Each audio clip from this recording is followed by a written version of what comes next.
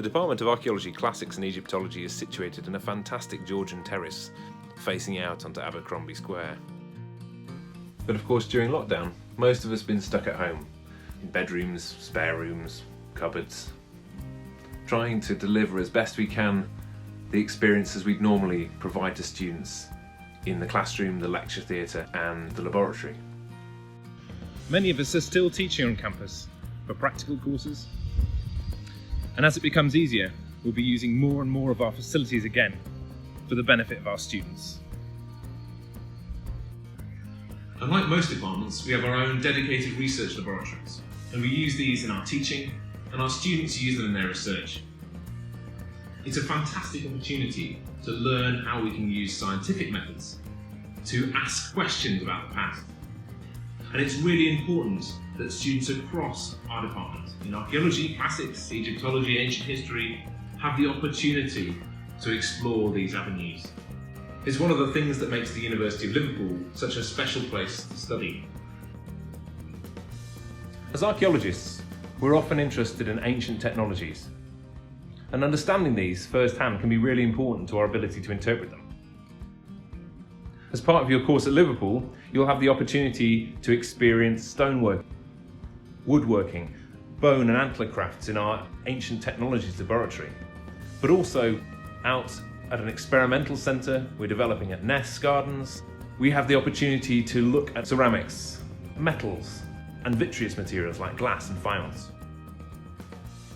We put a strong emphasis on practical teaching at Liverpool because we think it's really important for students to develop skills and experiences that enable them to pursue successful careers in the heritage sector and beyond. Whatever your background, our community of experts will help you to build upon your existing knowledge and to find new and interesting ways in which you can explore the past for yourself.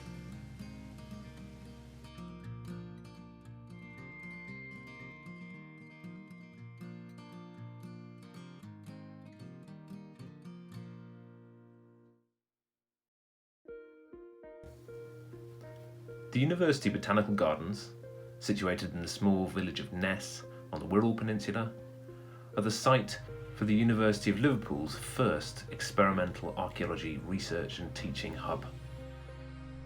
On the southern slopes, looking over the Dee Estuary and the northern coast of Wales, we're building a new experimental centre, a centre for ancient pyrotechnology, for experiments into settlement and landscape use. We've got spaces for research, areas for pyrotechnology. We've even got our own henge.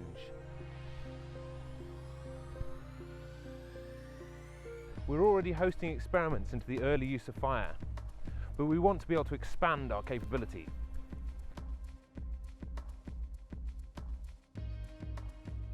Over the summer, we'll be reconstructing our replica Roman kiln. And over the next year, we'll be building furnaces and fences, structures and storage to create an environment where we can host experiments of every kind. We're really excited about the space that we have here. It's a space that gives our researchers opportunities that they won't get in a laboratory or a workshop in Liverpool. It gives us the chance to explore and ask new questions, but also to share our research and our enthusiasm for the past with the general public. It's difficult to travel at the moment, but keep an eye out for our events and activities. Come along and do some experiments, or just come and see how we're getting along. Whatever happens, we'll be ready.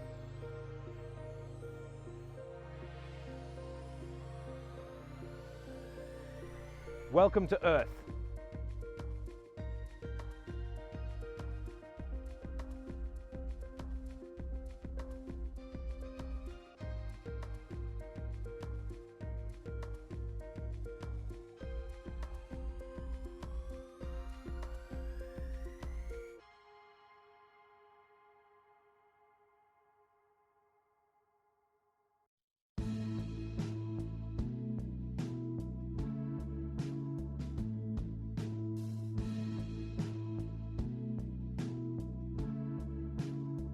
As part of a lot of my research, I'm very interested in early human uses of fire in the Paleolithic, so we're currently working on a range of exciting experimental archaeological projects here at Liverpool, one of which involves re-investigating the lower Paleolithic site of Beecher's Pit, some of the claims for the earliest evidence of the use and control of fire in Northern Europe. So as part of this research, we actually use experimental archaeology. We're actually heating unburnt materials. These are soils and sediments from the actual site. So we put these through a range of different experiments in the furnace. This is to capture the kind of range of conditions you might expect to see on their archaeological campfires, and also to compare to wildfire experiments as well. So as you can see, this produces a range of different colours, which we investigate using diffuse reflectance spectroscopy. And we're also able to try and constrain temperature measurements down when we compare to the archaeological materials using the magnetic properties, and also infrared spectroscopy like FTIR measurements as well. Whilst a lot of our work is done in the furnaces in the laboratories here at Liverpool, we also do a lot of work out at our new experimental outdoor facility out at Nest Gardens. So these are the experimental work we've been doing around the Beecher's Pit flints. So basically we've conducted experiments in the field which involve reconstructed archaeological hearths of different diameter sizes. We then have flints, unaltered flints, natural flints from the site, which are basically placed across the deposit and buried at different depths. And then we run a fire experiment to measure the temperatures. We have thermocouples buried at different depths as well. This allows us to accurately record the temperatures. And then we're able to compare the burning pattern that we expect to see around an archaeological hearth with that we see in the actual Beecher's Pit assemblage. So these are some of the flints that we have. As you can see, there's some similarities to some of the patterning in the lithics around the cortex, etc.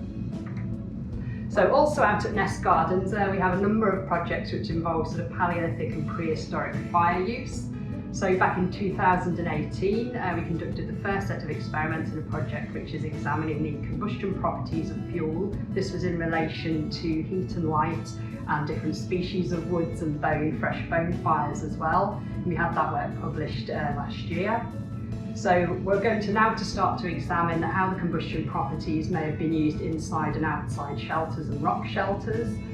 This involves expanding the analysis now to looking at things like the smoke properties and different types of fire, so flaming fires versus sort of charcoal fires. And this is particularly important because we want to try and investigate how prehistoric people were actually using fires within the caves. We've seen recent work published which shows it's actually very difficult to use fire in caves, and with particular problems with smoke output, and the suggestion is that people are using fire seasonally.